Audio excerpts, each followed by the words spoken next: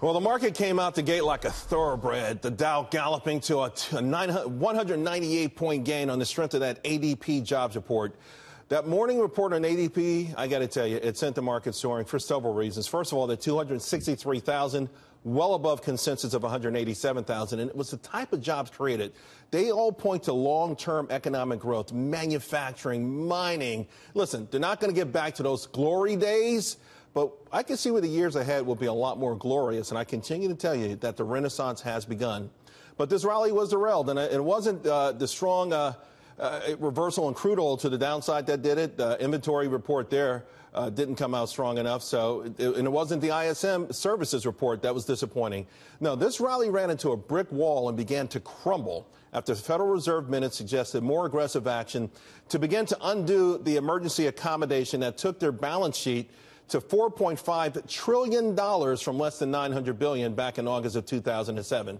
The market was not prepared. And listen, we're ready for one, maybe 2 or 3 rate hikes, but for these guys to start getting rid of assets in 2017, no one was ready for that. The Fed clearly tried to temper, though, all the anxiety by saying that they would suggest that they'll let these bonds roll off. They won't sell securities. They also said that they would warn the markets, quote, well in advance before they start to reduce the balance sheet. But the one line that I think spooked the market was the revelation that once the Fed begins to reduce their balance sheet, they're not going to stop, even in a recession. By the way, there was more anxiety about America's role in Syria, our relationship with Russia after that horrific chemical attack. Nikki Haley suggesting, in fact, that America may take action without the UN. And President Trump made a very ominous statement saying, quote, my attitude towards Syria and Assad has changed very much. What happened yesterday is unacceptable to me. Here to discuss it all. Well, hold on. We've got some breaking news first. Do we have the breaking news first? Okay. Danielle DiMartino, formerly with the Federal Reserve. What the heck is going on? Where'd this come from? You know, the Fed overstepped its bounds today. I think it played too big of a card, and if it was trying to spook the markets, clearly a near 250-point reversal did it. And one of the things that you didn't mention was that they actually called out the stock market as being overvalued and suggested that investors were too optimistic about some of the legislation that we've got coming down the pipeline, specifically tax reform. And that's not really the purview of the Federal Reserve. That's not their place to come out and say things like that. Of course, Alan Greenspan did that in 1996. The market went down for a couple of weeks and then rallied for another 4 years. I mean, so to your point, a lot of people probably sold the market back then. You can argue, hey, 4 years later, he saved them. But that's not the point.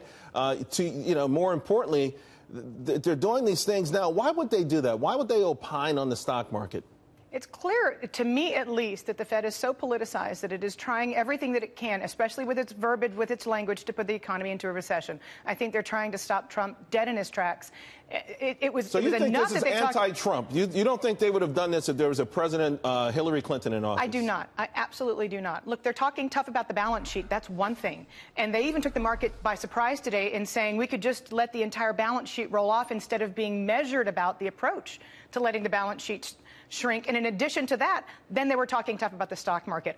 They understand that these minutes that they release 3 weeks after the FOMC meets, they understand that they can move the markets and that they're very powerful, and they use them as an instrument in and of themselves. And I think that they were trying today to talk tough, and boy, did they make their point. Real quick before I let you go, Lacker resigning abruptly yesterday. It turns out he was talking to some investment firm or a newsletter. The Fed already on shaky grounds with a lot of people with respect to the idea that it exists in the first place and the lack of credibility. This hurts them even more. Oh, absolutely, it does. And I think the shift focuses actually to Janet Yellen and the pushback that she's been giving to congressional leaders because they've been asking for some time for there to be more transparency with regards to this specific leak, and she has given them nothing but pushback. Wow, Danielle DiMartino. Great stuff. Big news there. This would not have happened if we had a President Hillary Clinton. Always appreciate when you're on.